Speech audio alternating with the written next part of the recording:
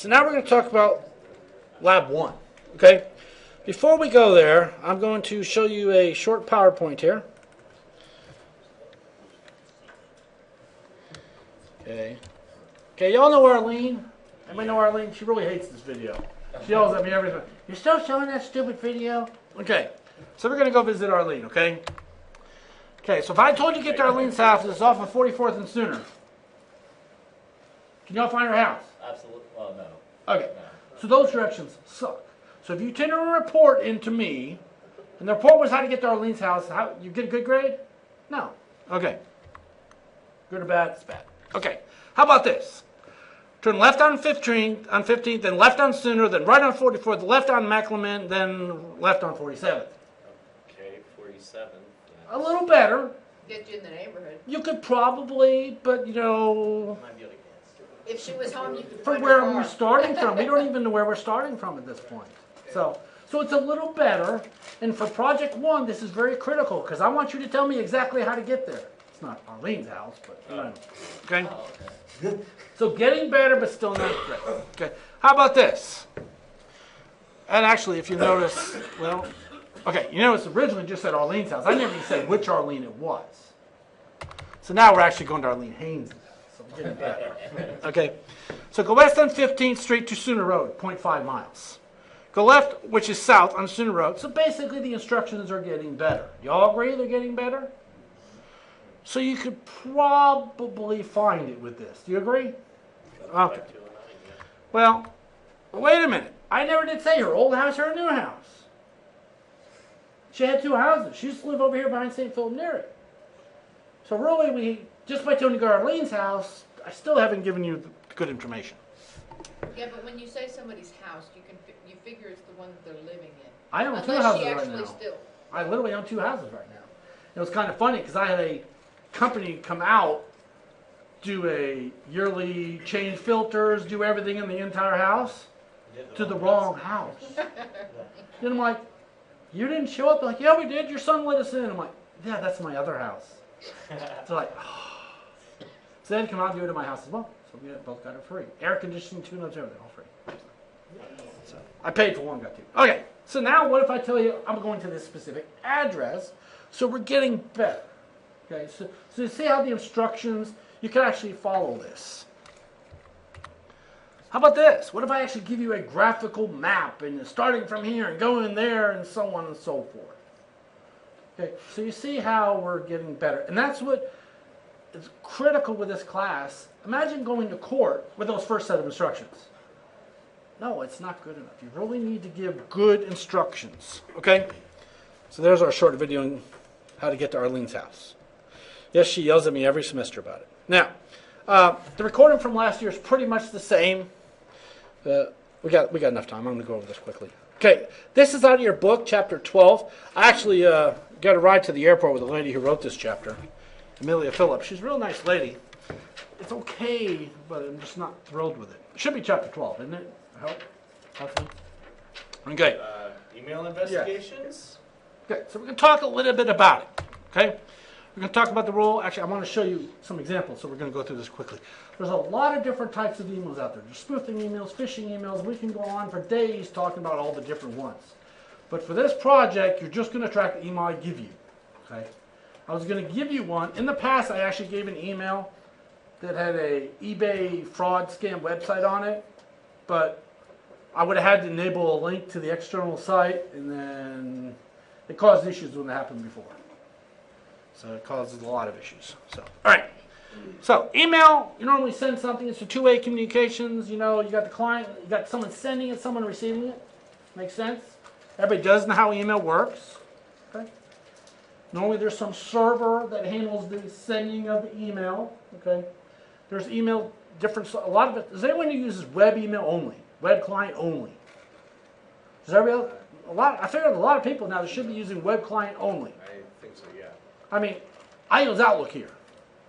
But like for my Gmail and my Park email, all those I use the web client only. So that's becoming more prevalent, and it's actually making it much harder for us to do. Okay? Most accounts should be protected in one way or another, using some passwords. Okay? Why is it much harder to do? because the way the email's stored. Prior to, I'd say a couple of years ago, see now we use something called SOAP. Web pages are very dynamic. Y'all notice that now? Without even refreshing the page, you can update until you got 5 new emails. That's actually called SOAP, and there's a couple other things. But the page is dynamic. It's not really stored on your computer anymore.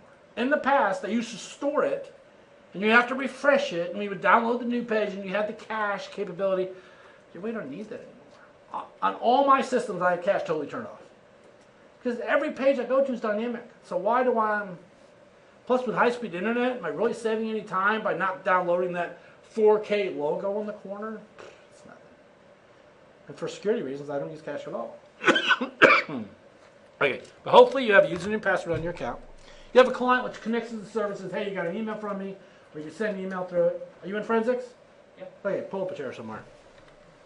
All right. The naming convention is usually some name at some domain. Doesn't have to be legitimate, but you know, we got the big ones, Hotmail, Microsoft, Google, so on and so forth. Okay. Tracing corporate emails is much easier. Tracing my Rose State email will be easier. kdewey@rose.edu. I mean, it's not hard to find compared with a Gmail account. Gmail will be a lot harder because it's global, it's free, anybody can use it. To get a Rose State email account, there has to be some sort of process to get it. So corporate email is a lot easier. Okay? With tracking email, you want to find out who did it. And you know, it's funny because I taught this last semester. About halfway through the semester, I got an email from a student. Said, oh my God, am I loving this class. Because we did that email tracking project. And he applied for a job somewhere downtown. They asked him one question. Do you know how to track an email? He goes, well, matter of fact, I do. And he showed him right there and he got hired on the spot. It was one of the bigger companies downtown. I think it was American Fidelity, one of them. So the only thing he asked me is, do you know how to track an email? And he goes, I sure do. So, kind of handy. Okay. But find out who's behind it, how to collect evidence. So there's a lot of stuff involved. All right. Depending on where you're from, different, like Russia could really care less about spam. Okay, that's why you get a lot of stuff from overseas. Okay, but spam becomes a big issue. Consult your attorney. I used to run an ISP, an internet service provider, out of my house. I had multiple servers, a couple T1 lines coming in. And this guy needed help creating a password-protected website. No big deal. I was going to help him with it. So what are we doing? What are we protecting? He goes, it's not illegal. I'm like, okay. First of all, that's a bad sign when someone says it's not illegal. What it was a redirect for a porn site. You know when you type in something wrong, like something close and it brings you there anyway? It was one of these, you typed it in close, log in, I'm going to forward you to the real one. I'm like, oh, no. But he goes, but it's not illegal to host a redirector. I'm like, no, we're not going there. But there could be a lot of issues with that, okay? Child pornography, sexual harassment, there's a lot of issues with spam, okay? Email messages, I'm going to show you how to do it, okay? I'm going to make sure we don't run out of time here, okay? So let's find a copy of the email. Now, one thing that's funny about email, say Brandon sends me an email. There's an email header that came with it. The header is what you guys are going to be looking at. How did it get from Brandon to Ken? Okay? The funny thing is, if I forward that email to Kelly, what happens to the Brandon's header? Any idea? Totally erased. So if I get an email from Brandon, has a header intact. If I click forward, send it to Kelly. Header is totally wiped out, totally gone. She'll get the content of the message, but not the header. So when I worked at an ISP downtown, when I first got hired there was an actual OSBI investigation going on for a doctor selling prescriptions for $5 each. Out of Norman, used us as his email service. Literally, $5, any prescription you want for anything. And they caught him, but this guy kept coming in there and he's like, man, this sucks. I have to come in here every day to read these emails because they were stored on our server. He's like, is there any way I can see this from my office? I said, yes. But it's POP3, which we're going to talk about in a second, but using POP3, he says, POP3 will remove it from my server unless you configure it to not remove. The moment you remove it from my server, your evidence is now screwed because now the evidence is gone. So I showed him how to configure it correctly, and I said, it's very critical you do this. Because back to his office, 30 minutes later, I forgot to check the box. Instantly, all the evidence was wiped off my server. I'm like, no, dude, we're not restoring my server because I had thousands of people using that server. Can you imagine? Hey, all you other people that are paying money, you mind if we like take it down for the next week? No, that's not going to happen. But he screwed up. So you can really, now he did have enough of them already analyzed that they were able to make the case and the guy went to jail. But still, can you imagine his boss? Well, boss, I He had a job. deleted after half the emails. Half the evidence is now gone. That would suck. Okay. And he kept his job? I've never heard from him from that point. I mean, it was over. They did nothing else with us because the emails were gone. So, all right. Sometimes you can deal with deleted emails when we look at those in later labs. Right now, this has not been deleted. It's one you're going to just look at. All right. You can copy them. Now, if I want to get Brandon's email, I can save it. I can copy the header out and send it on, no problem. But if I just forward the message, that's where you lose it. So I'm going to show you how all that works. It says, you might also want to forward it, but you have to get a copy of the header. Okay. With a mini GUI, you can drag and drop. You can do all kinds of stuff with it. I'm going to show you how to do some of that. Okay. This is going to walk through 27 different email programs. I'm not going to go through all these. They're different on every one, so I'm not going to cover these. Okay. But that's what they look like in Outlook. I'm going to show you where that's at in a second. Okay. But they change with every version. That's one thing about this book. They go through how many people are using AOL email right now. They won't want to admit it. Okay, one person. I had one guy in my office earlier say that's the only thing he uses. Well, that's not the only thing I use, but it's one of them. Only thing he uses. So, come on, Pine? Pine is a text-based email analytics system. I'm assuming everybody uses that. Very secure, no messages. It's trendy. Yes. All right, but there's lots of stuff like this. Okay. Now, examining headers. I'm actually going to, now with them, you can see where they came from. You can see the message ID. You can see what's in the message. There's a lot of stuff, and all that's important. And we're going to look at a couple examples here in a second. Okay. I'm going to bring up a header of a real email so you can see it. Okay. There are different email attachments. You can actually look at them. So we're going to look at, right here they talk about PST and OST files. Outlook stores them in a PST. Can't think what it stands for. Great. Again, personal. I can't think of it. What the heck? It's a PST. Okay. And the OST is kind of like us. We use an Exchange server here. The OST is kind of like the cached copy that hasn't been saved yet. So it's kind of nice. But there's a lot of different ones out there. You will be using the first two links. It's imperative you use the first two addresses to get this project done. If you don't, you can have an issue. Okay? Again, last year's recording, we're going to go through this, so you might want to look at that as well. Okay, I'm not going to require you to look through mail logs, but in real life, there are lots of them out there. I don't know how many clients I had, but my mail logs were text-based only, and I got about 500 megs per day. You can imagine 500 megs of text per day. That's a lot of stuff. So mail logs get very huge. You can't not read them by hand. There's too much.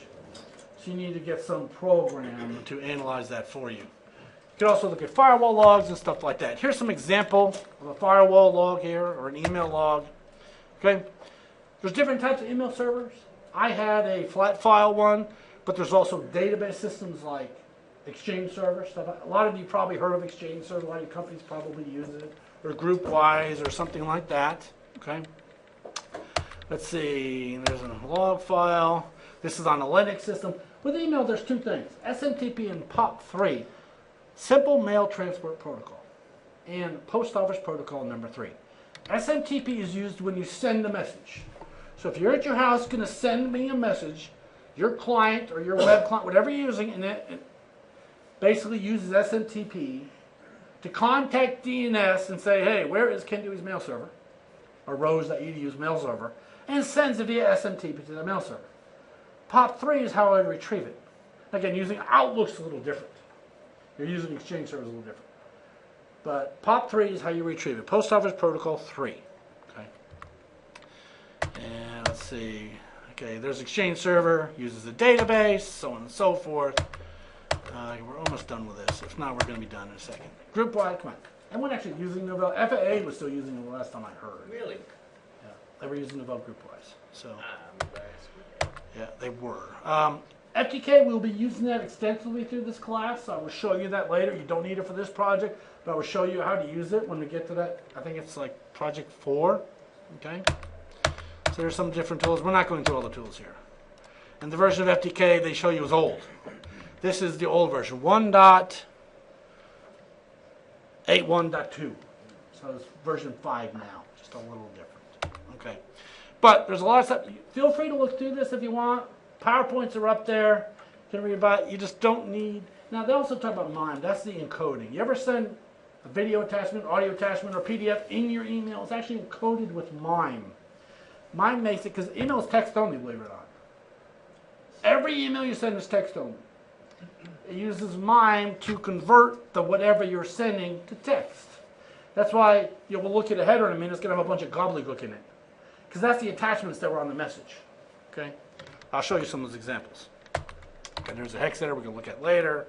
Here's an example. We're going to look at better examples. All right? So that's the end of this PowerPoint. Now we're going to show you some examples. Now, I have some examples here. There's one called Example 1. This is actually an email I received. Maybe. There it is. Okay, I received this email. This is from a few years ago. This is in Outlook 2013. Okay, the new version of Office. Okay, if I click on File, then go down here to Properties, I get this stuff right here. Now I'm going to go in here and I'm going to select all that and copy it. I'm going to bring up this awesome tool called Notepad. And I'm going to make it bigger. Okay, this format, font. Let's make it about 20. A little better? Okay, let's turn off word wrap. We don't want that. And I'm going to make it full screen. Okay, can y'all kind of see that a little bit? Better. Okay. The way email works is you read it from the bottom up. Always start at the bottom. Because as it goes from server to server to server, it adds to the top. Okay? So imagine you got the email message. Every server it goes through keeps adding a little more. What's that called? Pre-append? You add something to the beginning. So it adds something to the top. So what you do is you look at the first received from. Okay? Well, actually, let's look at a few things starting here at the bottom. We've got the date and time. What is this minus 700? Anybody? It's a time zone. Okay? So this was sent at 1743. Y'all know what 1743 is? 543. Subtract 12. So it's 543. Minus 700. So this was sent from someone one time zone over. Probably, what's the next? It's not Pacific, it's like Mountain or something. It's a Mountain time. So this came from Mountain time. Okay? Now, the message ID is right here. Message ID is kind of like the serial number of the message. This should be totally unique to every email you ever receive. So if you're writing a report, you should have that in there, yes. Okay, how is minus 700 one time zone over? Well, we're minus 6. This is from Greenwich Mean Time, Greenwich, England. Okay. From Greenwich, England, Eastern time is minus 5, Central's minus 6, Mountain's minus 7, then there's 8 and 9. California's 9, isn't it? Right. I don't know. Whatever. We're minus 6. Okay. So you should be able to figure out what time it is based on that. Okay? You got the message ID. Now, it came from First Command Bank. Okay? See this right here? Now, do y'all, when you send an email, does the from address really matter? You ever get spam that came from a friend of yours that didn't send it? Because I can literally take an email and say it came from kelly.lancaster@stu.rosa. You didn't even send it. And if you hit reply, it's going to go straight to Kelly. This is Kelly Lancaster, isn't it? Can make sure It is. you're right. So, the from address doesn't matter. If you ever want to send an actual message somewhere for free through the postal service, put the same address on the from and the to. In other words, take where it's going to, put that as the from address with no stamp. They'll try to deliver it. Oh, no postage. They'll send it back to the address on the from, which is the address you want to go to, so you get it there for free. I hope that's legal because it's recorded now. It's not quite. Okay, it's fine. They don't care. Actually, I had a guy who works in the postal service. He was saying that if you cut a stamp in the middle and use it, he said what happens is the postal service is all about numbers, not about money. They want to successfully deliver messages. That's how they say, hey, we delivered so many billions of messages. So it used to be, if you got half a stamp or less, they reject it. So now they've adjusted it so half a stamp goes through just fine. So, well, and he says there's a special kind of tape you can put in the corner. Is that why they raised the price on it recently? There's a special tape you can put in the corner, which it'll just say and let it go through as well. Because they lowered the algorithm to get more messages through faster. It's like, wow. So, okay, here nor there. But the from address in an email does not matter. Does not matter. It can say anything. Okay. Reply to doesn't necessarily, if you notice, the reply to is not the same address as the from. Okay. Now you see this receive from here? That's the first thing, other than the serial number, stuff like that. That's where it came from. Okay. It's received from 127.0.0.1. What the heck is that? Our gateway. It's actually a loopback address. By reading this, I know this came from a mail server software on a mail. Basically, like the client I used to work for downtown, Sergeant Grit, they had some software that ran on their mail server. They would generate the messages, then direct it to the mail server. So it was software running the mail server. So it came from itself sending the message. So it came from itself is what it's saying. It came from 127.0.0.1, and it's going for Kendui. Okay, and there's the date and time. So it started at 1743.37, 1743.37, so it's really hasn't gone anywhere. There's no time lapse, so it really hasn't left yet. Okay? Now if you look at the next one, it's received from dulce.bitstatement.net. Now here's an important aspect. I'm going to bring that up. I'm going to bring up this thing here. It's called a web browser. What's that? And if you go to aaron.net, remember I told you those two addresses you need to know. Okay? If I go to aaron.net and I put in that address right here. Okay? What this is going to tell me, oh hush, just go. It's going to tell me not necessarily who owns that address, but who's the provider of the address.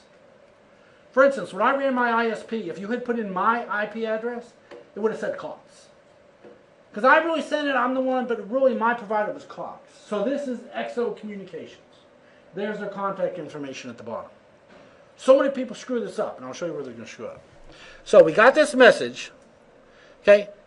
It's received from this address. So really this is the very first external address right here, this 206 address. You see that? Because remember, it went here, it was received by dulce.bitstatement.org. So it went from the loopback to DOLCE. Y'all see that? Then it came from DOLCE, and there's this IP address right there. Y'all agree that's the same address as here? The same name at least. So the number is not always in both locations.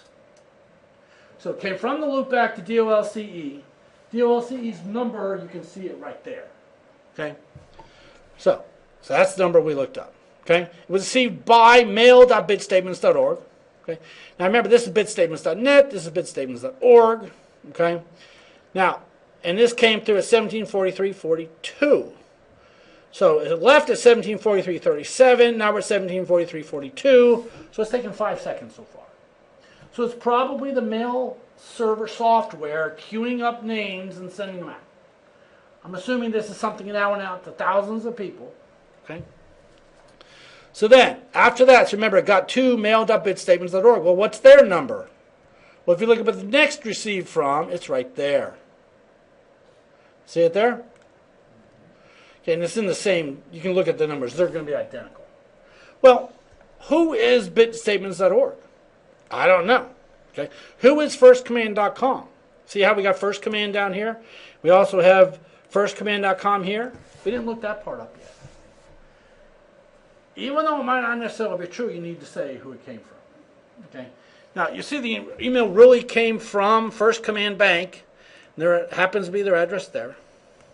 Now, let me show you how to find out who that is. If you go to the second address on that list, it was internic.net. Then if you go search who is, or you can do who is up here as well. You can also go to Network Solutions and do the same thing. If you put in firstcommandbank.com, it'll show you something. Maybe. There it goes. Okay. Firstcommandbank.com. Now, it says First Command Bank, the registrar is CSC corporate domains. There's their name servers and stuff like that. Now, I want to go to netsol.com. NETSOL is Network Solutions. It's kind of the same company, but not identical. And I'm going to go to who is search. How to put in First Command Bank again to see if I get the same information. Okay, this gave me a little different information. What it is different registrars give different information. Okay, so with this one here, firstcommand.com, you see a lot more stuff. You can see the registrant name is Domain Webmaster. You can see the admin name, Domain Webmaster. You can see the tech name, Domain Webmaster, stuff like that. That's kind of dumb. Actually, I would have thought no, the same thing, but it's because it great. doesn't give a personal name. Doesn't give a personal name, and what happens if you're the admin contact and you leave? Now whoever took your position is automatically be able to get the information. Like if I did Rose State, let me show you Rose State. Let's go back one. Let me go to Rose. Oh, come on. Rose.edu. Now this one's kind of important. Watch this. Rose.edu. It says we don't have all the information because EduCause manages it. EduCause manages educational websites. Okay? So I'm going to go to eduscause.com/whois. I think that's the direct link. Maybe. Or it might be whois.educause.com. No, let's go the other way.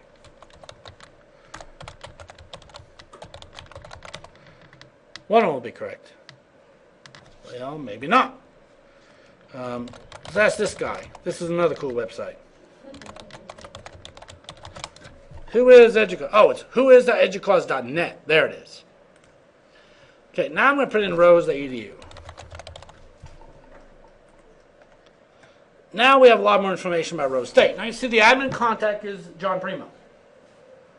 That's good, but what if John Primo leaves tomorrow? It's better if you have DNS admin or whatever or something like that, because then anybody can take it over. Because think about it. A year from now, maybe John leaves, someone calls, hey, I need John Primo. We have no clue who John Primo is. He's gone. And then you're like, great. You know, it's a better way of doing it now to put the title rather than the person's name. Okay? You need to know some of these for the homework assignment. Okay, so where are we at? So I showed you how to look up some of the names. I showed you how to look up bitstatement.org and how to look up firstcommandbank.com and rose.edu, stuff like that. So remember, it came from DOS right here. It went to mail.bitstatements.org. I'm going to scroll down. Then it came from mail.bitstatements.org. There's their IP by ironport.admin.rose.cc.ok.us. That's us.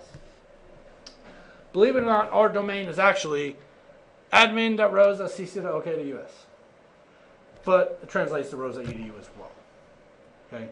The official domain is the long one, though. Okay? What ironport is, that's our firewall. Our Rose State's firewall. So it's received by ironport. Then if you look, it went from ironport to Ray, from Ray to Triton, and so on and so forth. See how we saw where the mail went? Went from here to here to here to here to here. Okay. For each location it went, you need to tell me. I need to know all about it. If I was to go to court with this email, I should be able to say, yes, this message was going to Kate Dewey at rose.edu. Rose.edu, the provider from Aaron.net is OneNet. Rose.edu's admin contact is John Primo. You should be able to give me all the information so I can find out everything about that. Then it went to mail.bitstatements.org. Bitstatements.org, here's their provider information and here's their domain information. So you do that for each location along the way. Don't just tell me when at rose.edu. I guarantee someone's going to. Every semester someone goes, yeah, it started at First Command, went to KDB, done. That's not how he got there. Remember a few years ago they caught the DC sniper, the guy who was with a kid was shooting people from the trunk of a car? They tracked him via GPS data. Can you imagine if they said, yeah, he was here and then he was 4 states over 2 weeks later? You need to have the whole story. Kind of like getting into Arlene's house. How did we really get there? How did this email really get there? So let's look at the time again. So remember, we started off at 1743:37. You got here at 1743:46. So did it take... 19. Oh, 1943:46. So it took 2 hours and 7 seconds. No. It's the time zone. Time zone's different. Remember, we were at -7. Up here, we're -5. So 17 became 19. So really, the 37 to 46 took 9 seconds. Everybody see that? Get a general idea how to do this? We don't have too much time left. There is 3 other examples. All the examples go to Rose State. You can look at that. But they're all basically the same. This email this semester, I will say, it's more challenging than in the past. You can thank Roy for helping me make that yesterday. It goes through a few locations. So what I'm really looking... The ending receiver, What? the Oh, where the email ended up, the person that read it right here? is right there. Well, it goes to Triton. Triton is our actual mail server. That's where it stopped. Okay. Then if we were going to contact rose.edu, rose.admin, whatever, they would say, yes, Triton, now rose.edu is the actual email server where the mail ended, then Ken Dewey retrieves it from there. Okay? Now, that's So very... that's how the Ken Dewey at rose.edu, like that part of the email, you kind of like flip that top around. That's where you retrieve Right. it from. In my software on my desk, I tell it, get email from Triton. Then it pulls it from Triton. Because that's remember we talked about client server, the server's where it goes to, then the client pulls it. I pull it from Triton. Now, let me show you this. This is something I didn't bring up. I'm going to copy that address, and I'm going to go back down here to aaron.net. I guarantee someone's going to do this, and it's like, you don't need to do this. Okay, if you put in a 10 address, does anyone know what a 10 address is? Someone's got it. What? Subnet. It's actually a private address. 10s are private, 192.168 are private, 172.16 are private. There's certain addresses that are private. So if you tell me it's IANA is the people that give out the numbers. This is not really assigned to anybody. It's a private address. Internally at Rose State, we use the 10 numbers. I'm assuming some of your places where you work, you use 10 or 172 or something like that. That's an internal IP. At home, you all use 192.168, don't you? Because that's another private address. So don't tell me it got to, ray.rose.edu and the contact information is this. No. I mean, at that point, you can just tell me now it's on a private address. It's on a private network. Because 10s are all, if you see IANA, that's the numbering authority of the internet. It's not, they're not in charge of 10. It's kind of like nobody's in charge of that. Okay? That's the intranet. That's an internal address, yes. Now, I'm going to show you something about this assignment, It's the intranet. if I can find it. Now, here's something I'm going to try to do for you guys that I've never done in the past. Uh-oh. You're going to like it. Uh-oh. I'm coming up with a grading rubric for you all. So you should know exactly how I'm going to give you points for this assignment. If you tell me how long it took to get there correctly, guess what you get? 10 points. So I'm trying to get away from 90. Okay, but what was wrong with it? Well, now you'll know. Well, because you gave me the wrong time. Because it'll tell you 0, 10, 10, 10, 10, or whatever. Okay? And one of them, it says properly written and easy to understand. I mean, that's kind of an objective one. But just so you know, for this class, the ones I hate the worst. Big printed letters. Well, I really hate starting with the capital letter, an entire page in a period. One big old paragraph. That sucks. Break it out. It came from here and went to here. Here's the information for this guy. Or see Appendix A, maybe for the address. Came from here, went to here. That kind of stuff. Don't just have one big all long thing. When I was working on my my bachelor's degree, we had to write a paper in every class.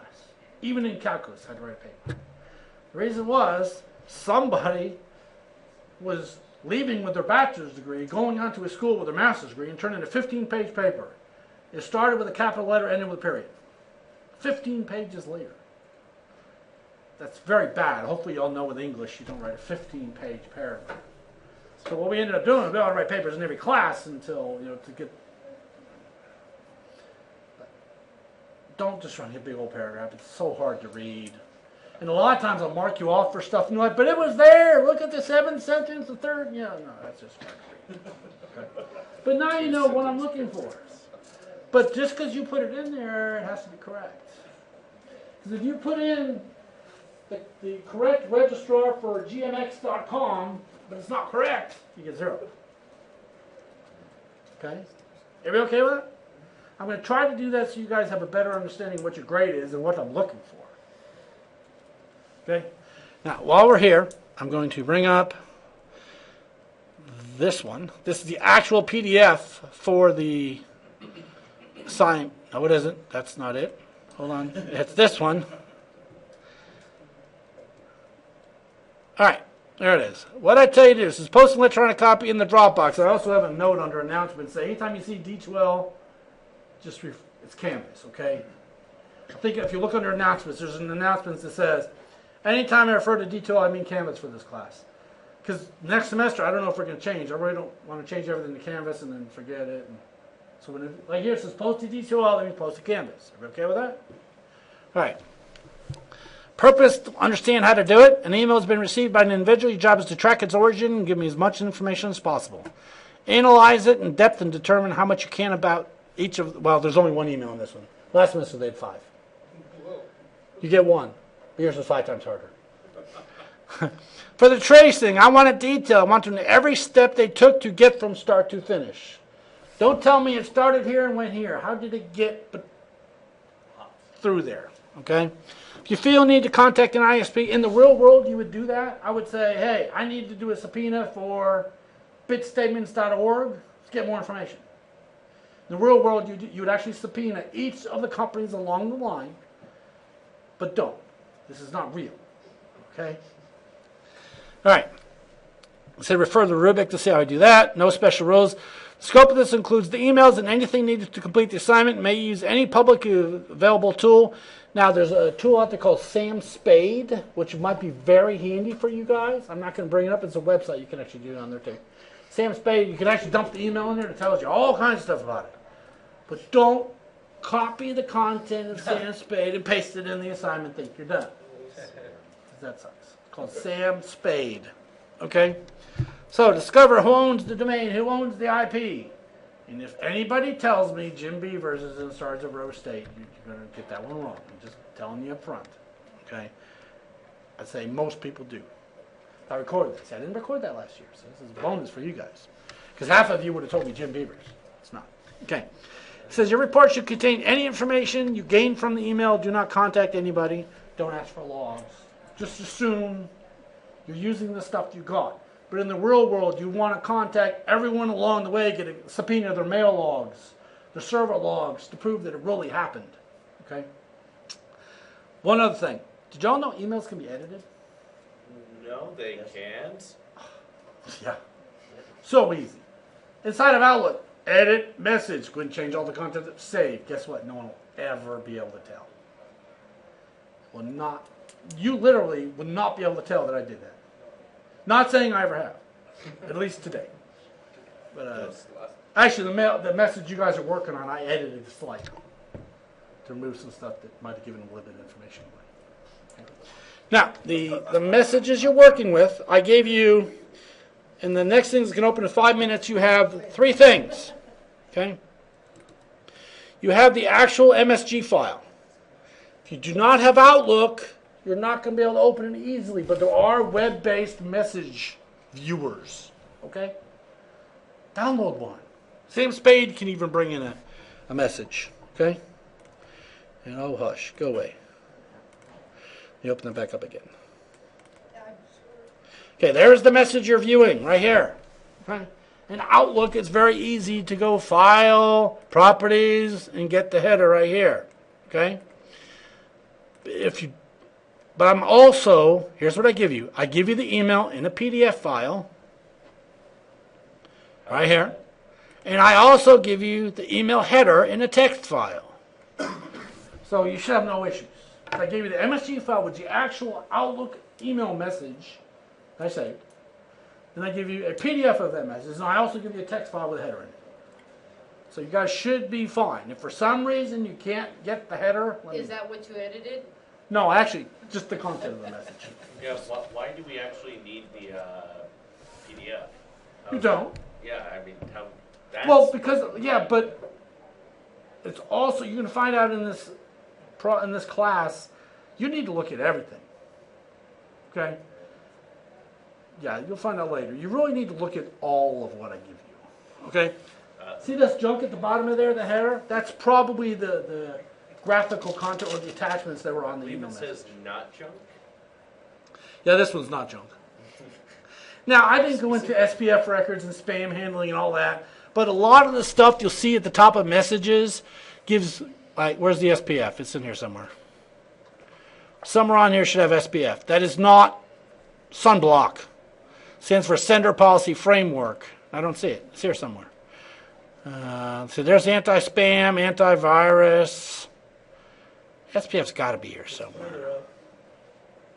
Is it there? It's There, good. received SPF, top of the page. Oh, there it is. Received SPF, Sender Policy Framework. It's I'd say new, but it's about 5 years old now. It's a component of DNS and email. Like you can go into the domain name and say, hey, emails from rose.edu will only be sent from this specific address. So that way your mail server, when receiving a message from rose.edu, can contact Rose's DNS and say, hey, what are the valid sending addresses? Query the SPF record, and Rose will tell you, all Rose emails should come from this specific address. If it doesn't, you can just delete it. It's a way of getting rid of spam. It's a big issue, but it's not critical for this assignment. Everybody got an idea of what they're going to do? Any questions? I'll be here at least through Thursday. I'll be here Monday and through Thursday next week. So you're free to go. Class ends 14 seconds ago. Oh, no. Did you, are you incorporating the PowerPoint?